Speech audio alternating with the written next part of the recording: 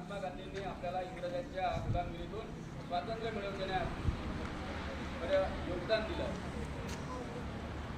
यांचे कार्य मिठाचा सत्याग्रह असो, 1942चे चले जावचे आंदोलन असो, सविनय कायदेभंग अशा वेगवेगळ्या आंदोलनातून त्यांनी इंग्रजी सरकारला, इंग्रजी शासनाला सळोकी पळून सोडलं आणि शेवटी 15 ऑगस्ट 1947ला आपला भारत देश स्वतंत्र झाला।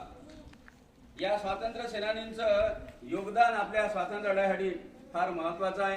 त्यांच्या कार्याची माहिती आपल्याला व्हावी म्हणून आपण ह्या जयंत्या आणि पुण्यतिथ्या साजऱ्या करीत असतो।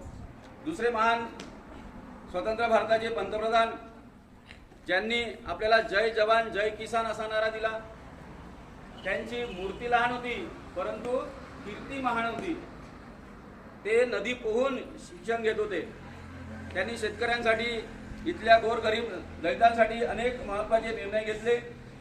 आपला भारत देश कृषीप्रधान देश आहे आणि तिथला शेतकरी जगला तर सर्व समाज जो आहे तो सुदृढ होईल, शिक्षित होईल असा समाज होता।